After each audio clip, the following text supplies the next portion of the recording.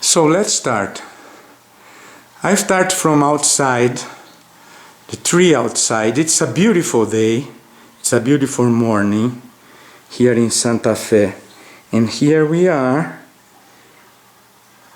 Joseph Moreno, Ruby, and myself. And we are here today. The idea is that we use this opportunity to do a ceremony in honor of your father.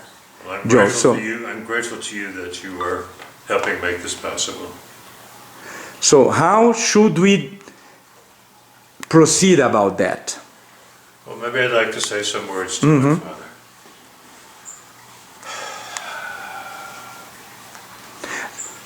Ruby will be acting as a reporter. Daddy, there's so much that I feel. Of course, I look at your picture every day, every morning, and you and Mother, I have your pictures next to my bed. I always say good morning and I say good night, and you're always in my heart. But then I very often look at these old pictures of us and our family and everything. But when I see them all together, the way Sergio does it, it's sort of like a story, you know, that seeing a story from the beginning to the end. And I can only tell you, if it was possible that you could still know what I feel, that my love for you is endless. It has no boundaries. Every day, I'm grateful that I was so lucky, so privileged to have such a wonderful father, a wonderful mother. You were the best man I ever knew. You were so kind, and you supported me in everything I wanted to do. And I remember when you retired from your business, and of course you were very successful, and then you asked me, maybe I would want to take over the business, because if I did, I'm sure I could have made money or whatever. But I told him very clearly, but at that time I was completely committed to music, and he had no problem with that. And when I said I want to study music, he was 100% supportive. When I said I want to study music therapy, you also supported me. Everything I wanted to do in my life, you and Mother were always there. I was not a kid that had trouble with their parents. We did things together. This was long before I came on the earth, but you had the love of music. You were playing the mandolin. I remember so many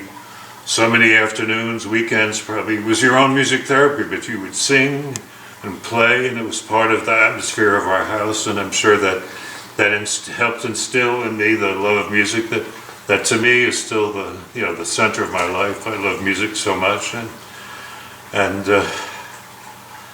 I'm just saying that I'm a lucky man. And people talk about how you supported JL and all those other, and of course you supported Pauline, your mother, you supported everybody. But the point is, right now I'm living in this beautiful home in Santa Fe, New Mexico, a home which I could never have afforded as a retired professor. But you're supporting me still, financially, but far deeper, far more important, you're supporting my soul. You loved life, just want you to know, every single day I miss you and think of you and Mother, and I'm endlessly grateful. There's no way to express it, but let me just say, endless gratitude and love, and I thank you from the bottom of my heart for that. Joe, you have something in your hands. I think it's the speech that you gave recently in Manchester. Okay, well that's another story. So when I was living in New York, and then some years later, I never was very closely connected with the ASGPP, but at a certain age, I guess it was in my 30s, I became more involved in psychodrama. I met JL very briefly, really had not much connection with him. I was much more connected to his helper, Hannah Wiener, but I really did fall in love with psychodrama. So right around that time, this guy, Rene Marino, wrote a biography of JL, which is basically in many ways, a good book. I showed it to to Mother, and she read it, and she had a positive impression of it. Overall, said it was a really good history, but there was one horrible thing that made me sick at that time. There was only, with all that you did to make JL possible, to make psychodrama recognized in the world, to make Zerka recognized, there was one sentence in that whole book, one sentence, and all it said about you was just that, you know, the money that you gave JL, the financial support, one sentence, that was it. And from that time, there was a seed planted in me that that ASGPP, not only that, but just the whole world that's interested and cares about psychodrama and group therapy and all those things, that they should recognize all that you did. Because even JL's son, Jonathan, you know, he's now a grown man, but he has said all during his career, you know, when he makes speeches and so on, he says, without William, there would not have been a JL. And so I tried very hard, especially in recent years, to get you finally to be, that they could recognize all that you did to make all of that world possible. And finally, this year, you know, after I did those few presentations, and then I just kind of dropped ASGPP because they just seemed to be so totally insensitive to you and your role and my role as well, I should say. But then there's a guy named Adam Blattner, who I got to know many years ago, and he's been a long supporter of mine and a long supporter of yours. And then he connected me with this woman who's the current president of the ASGPP, a woman named Nancy Kirstner. And finally, it seemed like it's taken at least some years to finally get the impetus going, that they finally this year, let me show you this award. They finally gave you an award, and I had the chance. In some way, it was a catharsis for me, because I was able to get in front of 100 people, to a couple of hundred people, and tell them about who you were and all that you did. And everybody listened to every word, and people had tears in their eyes. It was a new story for many of them. And people stood up and applauded and recognized you. Of course, it's a sin that you yourself were not, during your lifetime, were not given such an award. But I know you didn't care really about public recognition in that sense. But I know that you were sad in the end of your life, because as JL became more recognized and more famous, as far as I know, he didn't pay very, very much attention to you. I don't recall him calling, I don't recall him visiting. I know there was a lot of inner sadness in you, but I do hope that the love that you knew, there was never doubt for 1 second how much Mother and I loved you and we loved each other. I hope that compensated and helped. I know that was a special love you had for your brother. But we did all we could to show and feel our love for you, and I want you to know that I will love you forever. For whatever time I have left in my life, I will carry you in my heart every single day. I thought maybe you'd like to hear this speech. It was hard because they told me I had just 6 minutes to talk about you. 6 minutes for all that you did, and so I'll just kind of read the speech, and I just hope maybe you can hear it. That would be great. So this is basically what I read in the Manchester ceremony. This year, it was the year 219. Unfortunately, it's been 43 years since you passed that they finally were able to recognize you in that way. But of course, I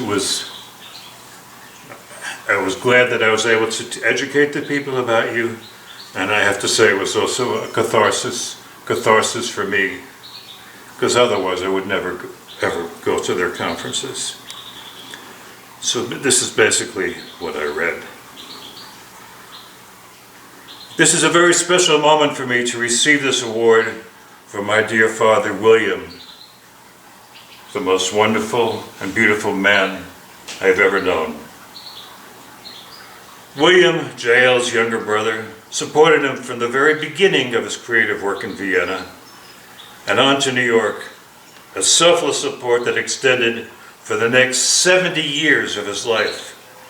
In the beginning, in the early years in New York that were perhaps the most important, William was a poor man, struggling to support himself and his family. Still, he continued to sacrifice in every possible way, down to his last penny, to support his brother in the development of his creative work. This included the funding for the settings that were essential for JL's work, the offices, the theaters, the hospital and beacon, and so on, without which JL and his innovative work might never have been recognized. In Vienna, while JL was able to attend university and medical school at Vienna from his teenage years, William was obliged to do office work, often for 12 hours a day, and I think he was starting to do that by the age of 12 or 13. I remember him telling me how he'd often come home and spend half his nights typing JL's early publications. Jonathan Moreno has often been quoted as saying that without William, there would not have been a JL. And if JL had not established himself professionally, he probably would have not been consulted by Zerka. So then there would not have been a Zerka as we knew her, a great contributor to JL's work. And without JL and Zerka, there would not have been an ASGPP. And we would not all be gathered here together today.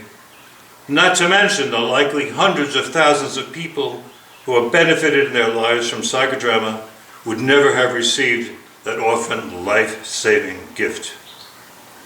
William was also the primary supporter of their mother Pauline in New York, their sister Lotte in Bucharest, which I remember when I was about the age of 21.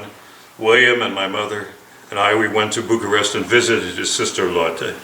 So he was not only supporting her financially, but he made the trip to see her one more time in his older years to have a reunion, a loving reunion. In his early years in New York during the Holocaust in Europe, he would borrow money from banks to make it appear to the government that he was financially solvent, which he certainly was not. But it was a necessary requirement for the U.S. citizens to enable aspiring European immigrants to obtain U.S. visas. And in that way, he enabled 85 Jewish families to immigrate to the U.S. and escape the otherwise certain death in the Holocaust. Of course, as soon as their visas were approved, he quickly returned the untouched borrowed funds to the bank. Furthermore, JL wrote in his biography that William was his muse, the only one in their family that cared about his work. William had all the spontaneity of JL, but in a less flamboyant way. He loved children and always connected to them, entering their world rather than expecting them to enter his. William was fun, full of life and humor. He loved to laugh and fully appreciated all the joys of being. He loved to relax and sing and play the mandolin at home, an inspiration to me that certainly inspired my lifetime of love and commitment to music, and later on to music therapy.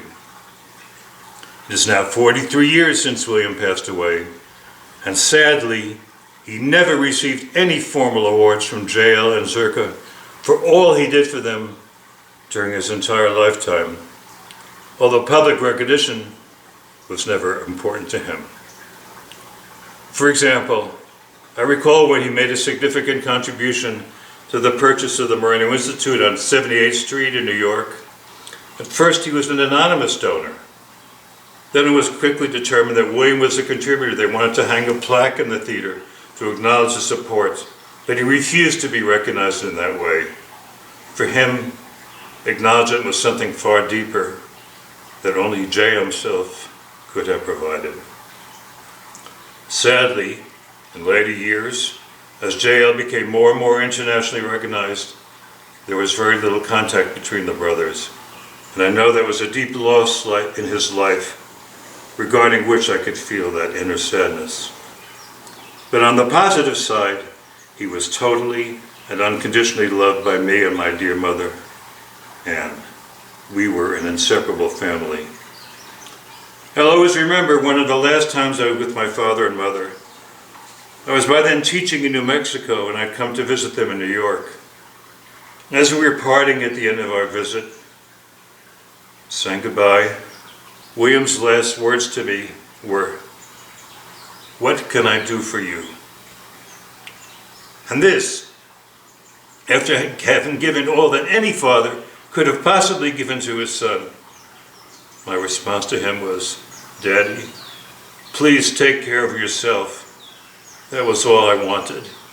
And by then I knew that the time was short. Then not too much later, the last evening before his death in a hospital in New York, where I was visiting him, as I left the hospital room, his final words to me were, "Take care of your mother." As always, thinking first of others before himself. William may not have been a therapist as a profession, but he certainly was the most wonderful possible caregiver to all people he encountered in need. I always remember one evening at home as a teenager when I was feeling perturbed about something, and he said to me, "You are the dearest person to my heart." Words of love that I will always treasure and never forget. And finally, there was a very special day I remember when William woke up in the morning, excited and inspired by a prayer he had heard in a dream. He sent a copy of that prayer to JL, and I recall that JL responded by writing him a note, thanking him for the prayer, and suggested that it might be printed in a forthcoming edition of the Words of the Father. Unfortunately, that never came to pass. So I'd like to close by reciting William's prayer, so brief and yet so eloquent, and especially in the very difficult times in which we now live. He titled it, "A Prayer and a Tear." Here are his words. There is a time to live. There is a time to die. There will be a time when we will all learn to live with each other. There will be a time when we will love each other. There will be a time of oneness with you, O Father. Oh, let the time be now.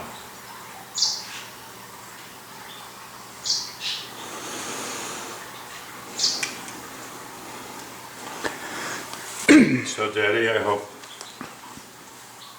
you could feel that or know that even if you can't, it meant a great deal to me to tell everybody who you were and maybe have some appreciation and be more aware of that without you, none of that would happen. So again, you were not a therapist by profession, but you were a therapist as a human being, which is far more significant than a paper credential. How you treated people without payment, but only as a gift of love and caring. Mm-hmm. Well, you said that you would like to add something else. No, just another memory came to me that it's a fond memory. I put it in a book I wrote some years ago, but to me it epitomizes your true spontaneity, which in that context even outdid JL, who was also there.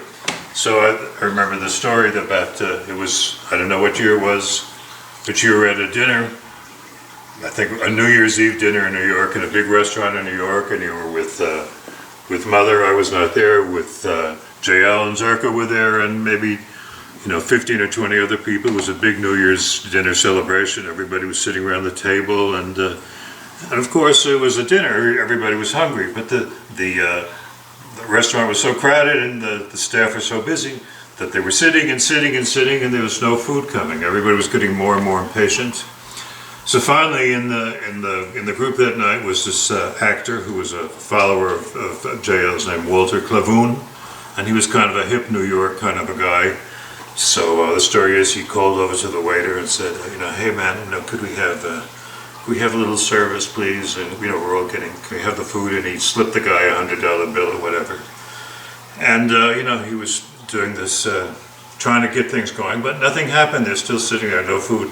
So finally, my father, without saying a word, he got up from the table, walked into the kitchen of the restaurant, took a big tray of food, and put the tray on the table. Everybody had something to eat. So JL made this remark. He said, "There's the difference. Clavoon, he's an actor, and William is a doer." So that story is, I always love that story, and it's been a real inspiration to me, and I've tried to be a doer in my life as much as I can. I'm sure a lot of that creative energy that I had to do so many things in my life came from you, learning to be a doer. So I thank you for that as well. Thank you.